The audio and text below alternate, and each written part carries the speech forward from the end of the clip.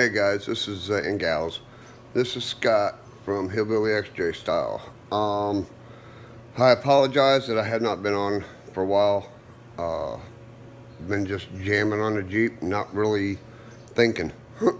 But let me take you on a 2 year update, if that makes sense to you.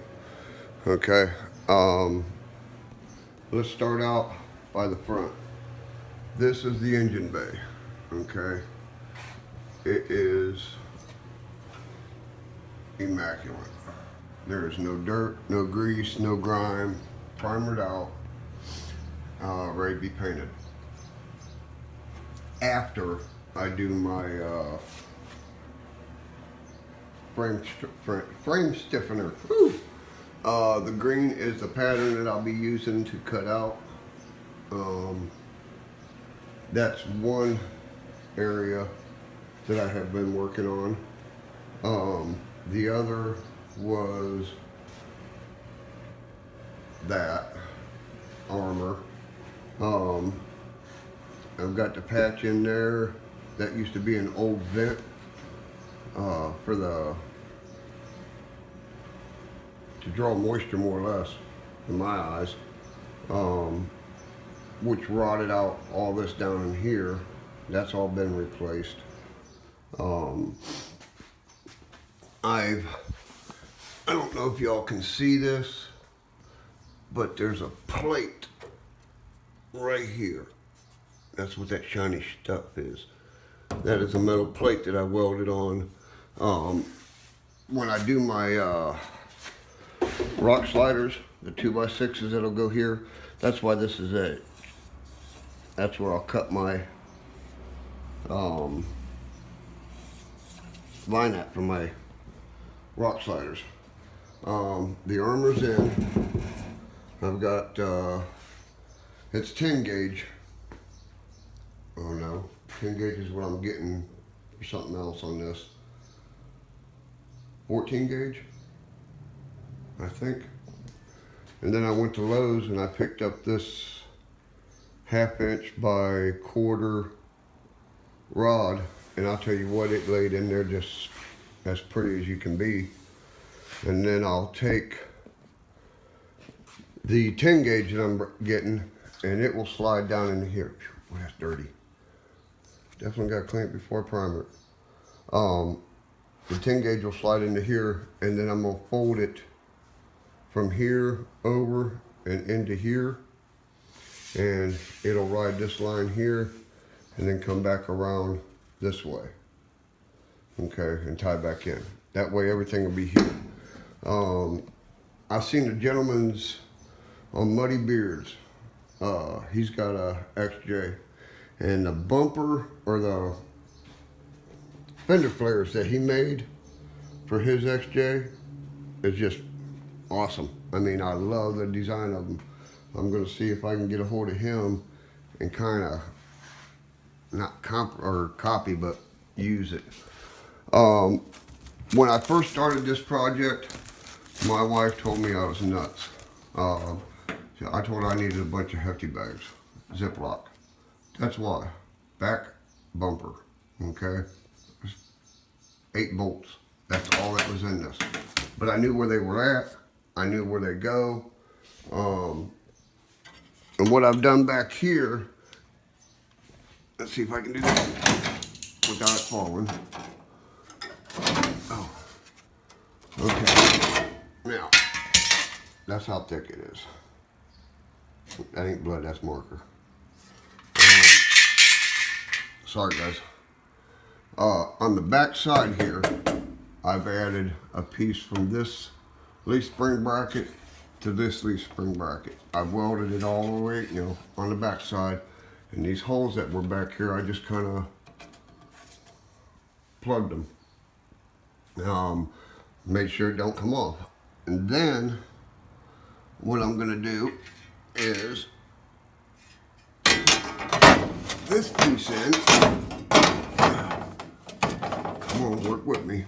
I just went through this on a dry run. And let me see if I can do this with my legs. Okay, something like that maybe. I just need you for a second. That way I can clamp this. Work with me, baby. I can clamp this down. Maybe.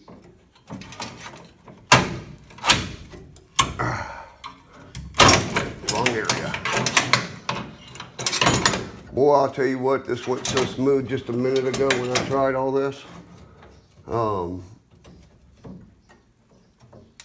There. I don't know if y'all caught that or what, but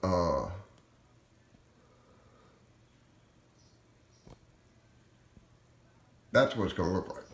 Okay, all the way across. And then I can take my original motor mount, yeah, you see where my head's at. I can take my original bracket for my back bumper and use it, okay? Now, this piece here will get welded in solid. This will be solid. It'll go from leaf spring bracket all the way across, tie in down there, and across the top, and across this bottom. That way I know, I don't know if it's gonna help, if it don't help. Oh, one thing I did want to show you. Sorry guys. I know I'm gonna make y'all puke. But I still gotta finish welding in. But I added sleeves in here. All the way up to where the gas tank nozzle comes to the frame. Back there. I primered everything. I cleaned everything off on the inside of the original frame. Primered it. Primered the outside of this, primered the inside of this, and then now I'll finish welding this up solid. That way it's not going nowhere. And I'll do the same on that side. Then I can, like I said, I can use my original bumper brackets if I want to. I can cut these up just to use the outside bracket here. Cut it off even. That way my bumper sits flat. Okay. I don't know why I'm fighting a head cold.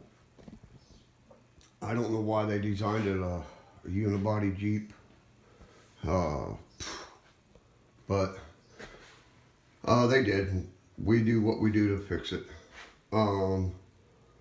There's my tub, my mini tub. It's in. I got one patch to put in there, which that's where that seatbelt bracket bolt went, the original. And then from here to here, I got to finish tacking in. I left this long to cap my rock sliders. Once I get the angle that I need right here, I think this was like a 70 degree cut from my rock sliders. Okay, then I can just seal it up that way. I've also, man, that's one thing about being hyper, you jump. I have put my pattern on this side, and as you can see, I've got it cut out right here to match the other side. Okay. Once I get that cut out, and I don't know if y'all can see that white line, but that's my frame. Once I get this cut out, that's why I'm cutting it out, is because of that junk right there. Once I get that cut out, I can make my tub on this side. I got all my,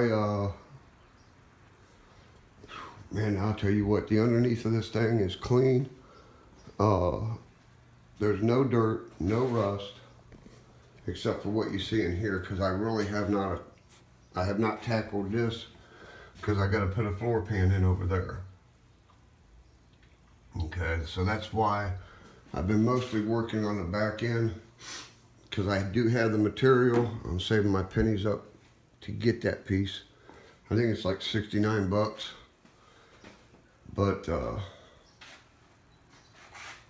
that's what's been going on with the Jeep. I've got a little plan up my sleeve. I'm going to try be different from everybody else. But let me show you something. I've done all this with that MiG 130, and I've got a TIG 205S. Okay, it's a TIG and a stick. It's not the most expensive, but from the researches that I've done and listened to other people's research, I'm impressed. I mean, the stick lays down a nice bead. I haven't really worked with the MiG yet. That's what I'm gonna finish my tub out on, with the MiG. Or the TIG, excuse me. The TIG. Duh. I got my Archon gas there. So I've stepped up my game as far as my equipment to do this, because I am serious about it. Matter of fact, I went from that little compressor, 6-galloner, yeah, bicycle pump, and my wife bought me that. Okay. I wish I could turn that on while I'm talking. It sounds better. But that's what's going on in the garage at the Hillbillies XJ. Like I said, I do apologize for not getting back to y'all. I've been doing videos, watching videos, Bleeping Jeep, Bearded, Muddy Beard, I can't even talk, I apologize. Muddy Beards, they got some wild stuff, but there's thousands of videos on how to do what you want to do. I've took all of these creations that y'all have done, and I'm going to put my twist on it. That's what everybody should do. You follow, you see something you like, but you got to add your twist, because you really don't want to copy nobody. You want your Jeep or your vehicle to pop and stand out. Well, that's what I'm going to try with this piece of equipment. We paid $750 for it. It did run, honest to Pete. This thing ran and went down the road. There's the front axle. There's the rear axle. There's the intake. There's the engine, the muffler, transmission, and transfer case. Okay. It's all here. Believe me, it's all here. But I'm doing, as I go on, I'm cleaning, prepping, and preparing each piece. That way it's not rusty, it's not dirty. When we take it out for the first time, that's be the first dirt. But from, for the last month, working on this thing off and on, I think I've got a little bit accomplished on her. Her name is Black Beauty. That was the original owner's name of it. So I am going to keep it named Black Beauty. In honor of him, and I just like the name. Be honest with you, I just like the name. But I'm out of here. Y'all be safe. Don't do stupid stuff. That's what I tell my grandkids. Saves you a whole lot of trouble. Don't do stupid stuff. From Hillbilly to you, be safe and have a good evening. And that's my view.